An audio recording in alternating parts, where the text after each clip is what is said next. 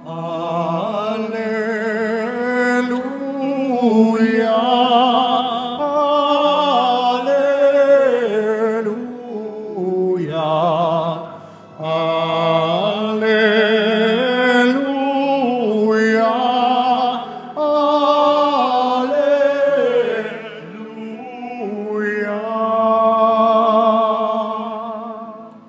Mapalad ang inusig sa gawang puspos ng bait, pagkat may kakamting langit. Alleluia,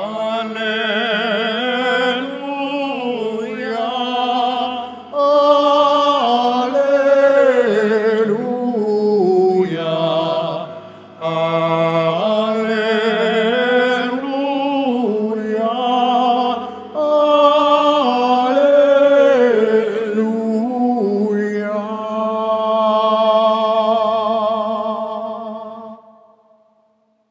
Sumainyo ang Panginoon. At sumaiyo rin. Ang mabuting balita ng Panginoon ayon kay San Mateo.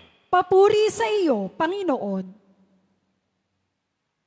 Noong panahong iyon, sinabi ni Jesus sa kanyang mga alagad, "Kung ibig nino mang sumunod sa akin, limutin niya ang ukol sa kanyang sarili, pasanin ang kanyang krus, at sumunod sa akin.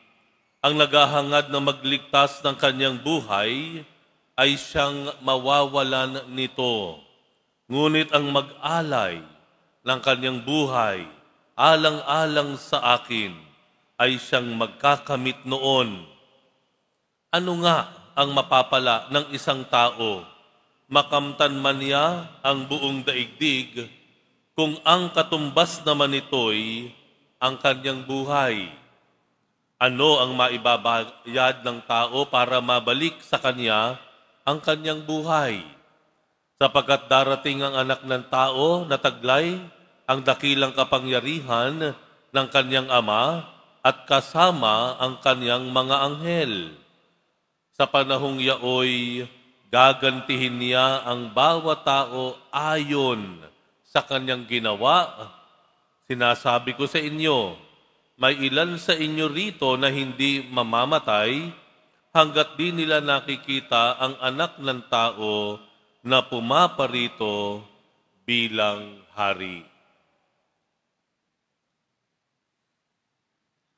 Ang mabuting balita ng Panginoon. Pinupuri ka namin, Panginoong Heso Kristo. Magsiupo muna ang lahat. May isang kabataan po ang pumunta sa aking opisina dito sa ating simbahan. At nung nakaupo na siya sa harapan ng aking mesa, nakita yung isang imahen ko, maliit na imahen ng Nazareno. Meron po ako niyang maliit na imahen sa aking mesa. So tinignan niya, kinuha niya, tapos sabi niya, ay, natatanggal pala yung krus.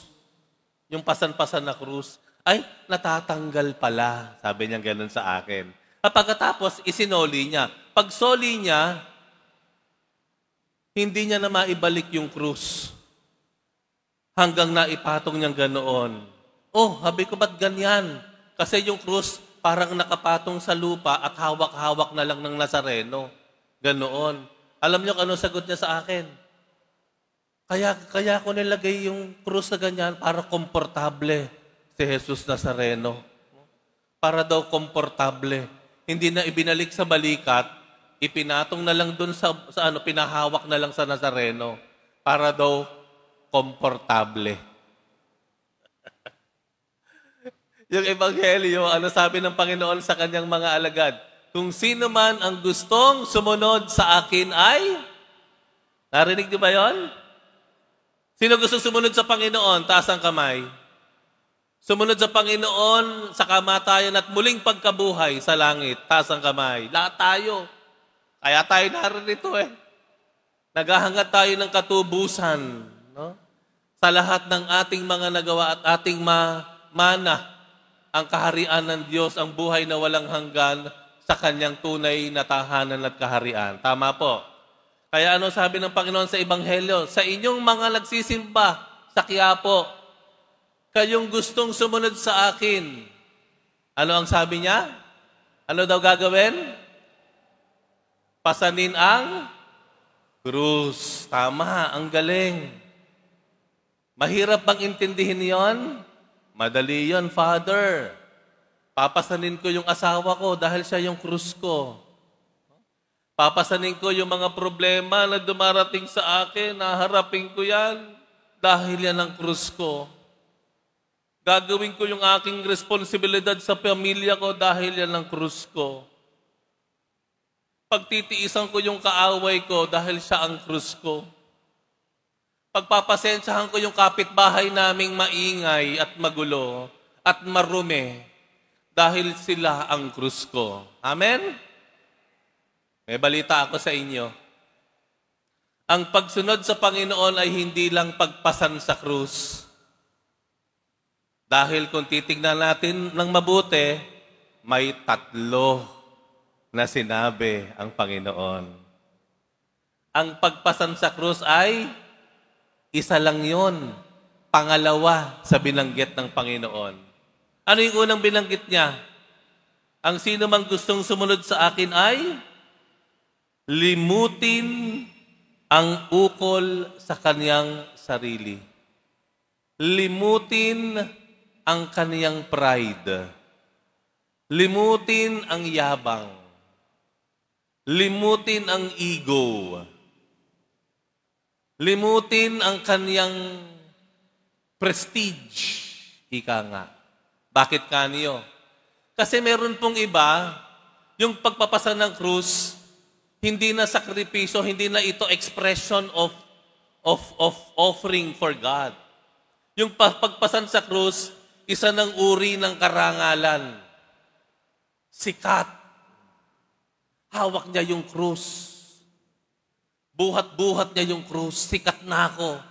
Hindi niyo nahahawakan ito, pero nahahawakan ko. Yung ba yung sinasabi ng Panginoon na limutin ang ukol sa kanyang sarili? Sa mga katibid, sinasabi po ni dito, pwede mong dalhin ang krus mo sa buhay, pero ginagamit mo lang iyan para makakuha ng karangalan. Para sumikat. Hindi mo pa rin nalilimutan ang sarili mo, ang iniuuna mo muna ay ang iyong pangalan. Sa katunayan, minsan, nagagamit pa natin ang krus para isulong ang sarili nating kagustuhan at layaw. Maliwanag po. Tandaan po natin, may una doon. Ano una? Limutin mo ang iyong sarili at, paano pangalawa? Pasanin ang krus. Magkadugtong yan. Hindi pwede magkahiwalay. Pero meron pang pangatlo. Ano yung pangatlo? Pagkatapos sabihin ng Panginoon, pasanin mo ang iyong krus, ano nakasabi dito? At sumunod sa akin. Pwede ba yon? Dala-dala mo yung krus mo, pero hindi ka sumusunod sa Panginoon. Pwede ba yon? Pwede bang tanggap mo yung problema mo, pero hindi ka sumusunod sa Panginoon? Pwede ba yon? Pwede. Pwede na ikay nagdadala ng krus, pero ang pamamaraan mo para lutasin ang krus mo ay mali at masama.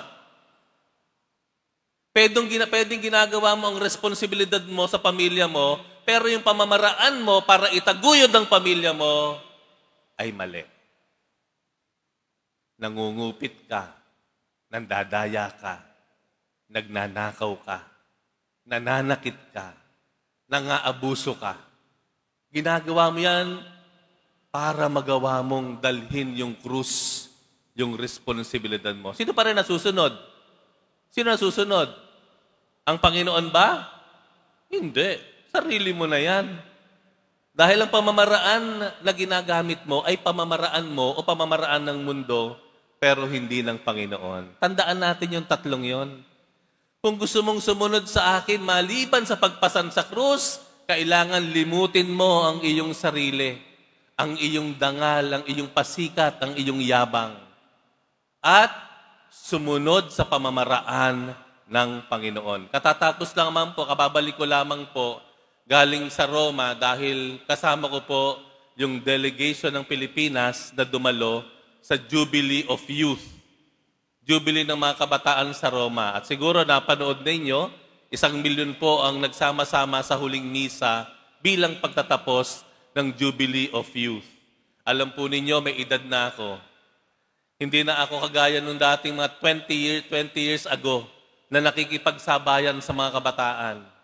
Maglalakad ng 20 kilometers a day, magbababad sa initan, magdadala ng mabibigat na gamit, maglalakad ka.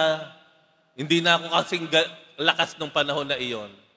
Pero sabi ko sarili ko, parang gusto ko nang sumuko dahil bumibigay na yung katawan ko, masakit na yung paa ko, yung tuhod ko, kalyo ko, kaliwat kanan ng mga toes ko. Nagugutom na po ako, ang init ng araw, nasisira yung aking balat, na wala namang ikasisira na. May mga punto na natetempt na ako. Ayoko nang sumama. Gusto ko na mulang humigang maghapon at magpahinga yung katawan ko. Pero merong nagsasabi at nag-uudyok sa akin. At sinasabi sa akin, kung maglilingkod ka sa akin, hindi sa pamamaraan mo, kundi sa pamamaraang ginusto ko. Kung maglilingkod at susunod tayo sa Panginoon, sana malinaw po sa atin kung papaano natin siya susundan. Kung gusto nating makarating sa ating tuhunay na tahanan sa langit kasama ang Panginoon, sana malinaw po sa atin kung anong daan at uri ng daan ang dapat nating piliin. Malinaw ang Ebanghelyo. Limutin ang sarili, pasanin ang krus, at sumunod sa Kanya.